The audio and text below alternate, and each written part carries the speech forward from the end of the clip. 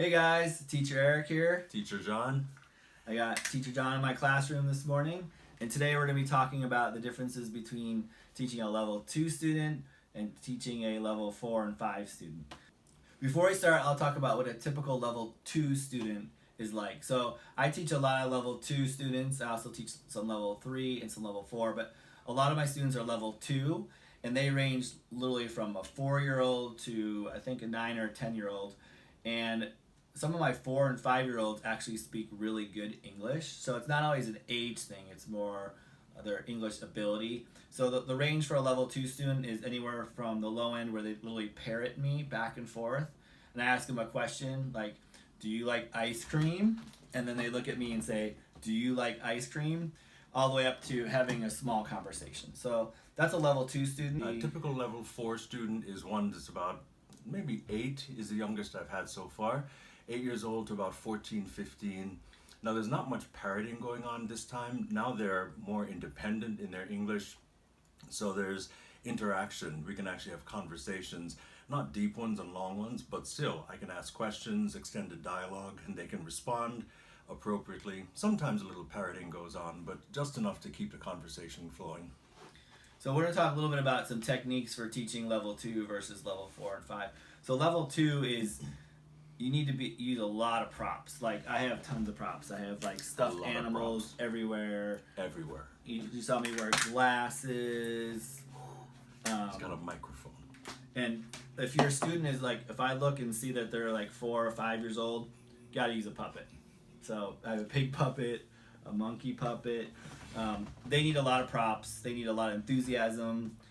I'm wearing a hat. He's not noticed. So if you like using props and being hyper and really animated, level 2 is for you. But if you want to be a little bit more like relaxed and less animated and not use 100 props, then maybe level 4 and 5. So it's level 4 and 5, fewer props. I may use 1 or 2 per class, but you can actually use what they do every day: basketball, badminton, tennis, kung fu lessons. You can use that as reference for props, and it works really, really well. There's a lot of animation going on because they love to laugh, and I use that to help them in their, especially pronunciation. When things sound weird, I harp on it and make a game out of it until we both are hysterically laughing to get the point across. So part of deciding what level you want to teach is your personality, what you enjoy doing, and also just being yourself. Like it's not a stretch for me to wear a red hat. Like I might actually wear this red hat in public once in a while, not every day, but it's not a stretch if I showed up in a red hat. So not a stretch at all. Be yourself.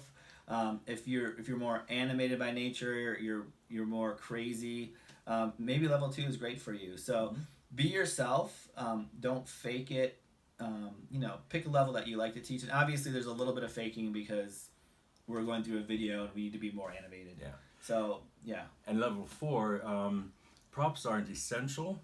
You can use them appropriately, and they don't have to be toy props. They could be anything that's appropriate to the lesson you're teaching. And obviously, if you want more bookings, level 2 is 60% of the students are at level 2, so you'll get more bookings if you want that. But if you just want to be more like less prop happy and have more conversations, and that's more your style, level 4 and 5 is actually great. Hope you enjoyed our video. Please comment below if you have any questions about teaching different levels, and we'll see you in the next video. Bye. Bye. Teaching a level 2 student and teaching a level 4 and 5 student. So first of all, I'll talk a little bit about First of all, I'll talk about what a typical level student. Okay, calm down. Okay, now it starts. Cut, check. Take 4. Let's wait for Janine to splash into the water. First of all, I'll talk about what a typical level student looks like, or acts like, or sounds, or fart like. A typical level student? That's what you said. I don't know. That's what you said. Okay. Before we start, okay, breathe. These are called outtakes, which Yes, I'll probably put in the video. Okay, because that's fun. So you think it's a first take? It's not. Before we start, let me talk about what a typical level student. What do I say for that? A typical level 2 student. I forget the word typical, right? No, you forget level 2. What did I say? You said typical level student. You keep forgetting 2. Or should I just say? No, a typical level. Just a typical level 2 student. Okay. Hello, Janine. We need help. We speak English. Okay. Before I start, let me talk about what a typical level 2 student is like. Okay. So we were teaching really early this morning. Okay. These will be great outtakes. Yeah. So I hope you enjoyed our video. Reach out and write a comment below if you want to